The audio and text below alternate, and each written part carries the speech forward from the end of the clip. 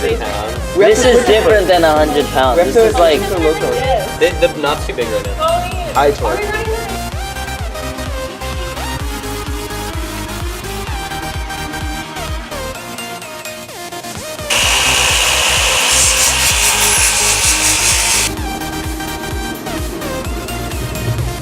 Yeah, I think so.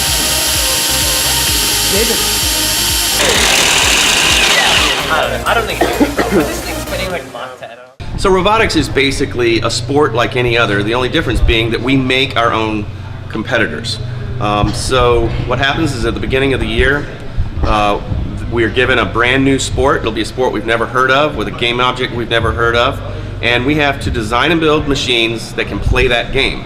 And once we go through that process, it's like any other sport. You just try to get better at it, you go up against other schools, you compile wins and losses, and hopefully if you do well enough and win enough awards, you make your way to the World Championship. I guess that makes sense. I think what we could do too is we could just put a little right. This is a left. This is the left. Yeah. Are you gonna show me? Yeah, I am. I'll do it in a place where you can't really see it. Yeah, that's not we need it, like really bad. Wait, this thing's gonna rub on the thing, maybe. We might need the other, I think this is gonna need the other noodles. Because you don't want it flying out of our robot. I'm literally just gonna put all of it. Go faster, go faster. So what we do is once the game is released, we do something called our What Not How. And during that session, we decide what the robot needs to do, and then also how that robot, or how our robot's gonna do that. So after that meeting, we filter out our priority list. So in this game, our priority would be we would rather collect gears and score the gears rather than shooting balls, since the gears are worth more points.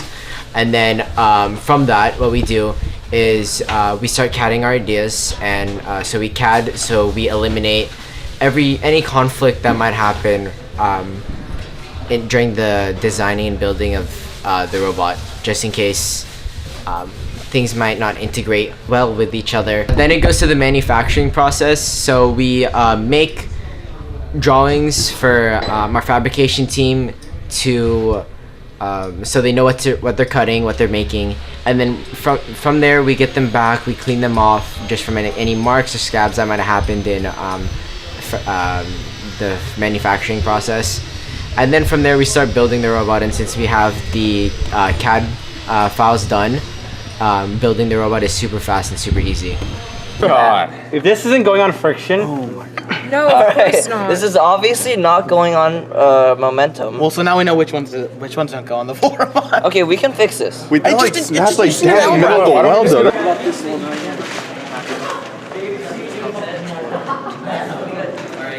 For CAD, basically what it is we use it to digitally design our robot before we actually build it, and it helps to kind of work out a lot of bugs, problems in our system before we actually start putting the pieces together. So last year, when we were designing our robot for FRC, for FRC robots in general, we have to leave a certain allotted amount of space for electronics, because we have to have an electronics board and a bunch of other connections in that area, and we basically forgot to leave virtually any room for the electronics. So that put us, we forgot to put any room for electronics on our CAD. So when we actually built the robot, we kind of realized, oh, we don't know where to put these, and it was a huge struggle to kind of figure that aspect out. So yeah.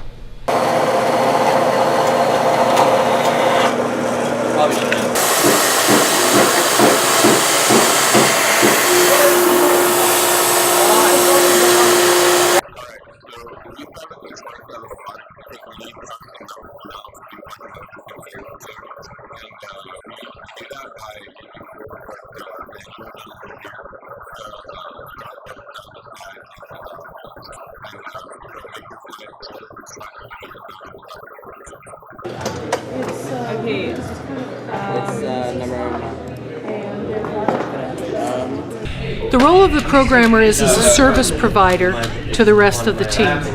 They design the robot, they build it, They wire in the electronics, but the robot will not do anything until a programmer gets hold of it and gives it some intelligence. So the programmers are very important because the robot may be beautiful to look at, but it's not going to do what you want until the programmers get to it.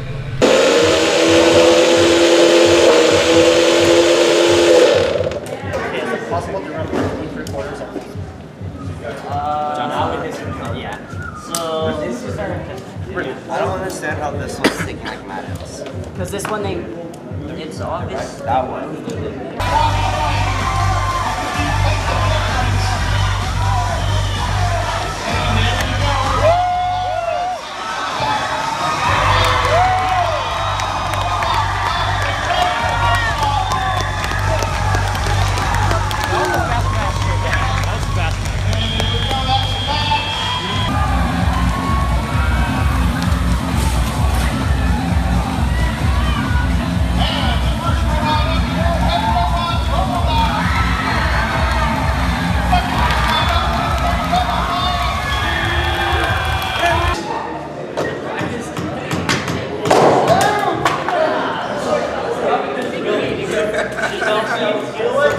I think probably the biggest misconception about robotics teams is that it's the nerds in the basement. This really isn't.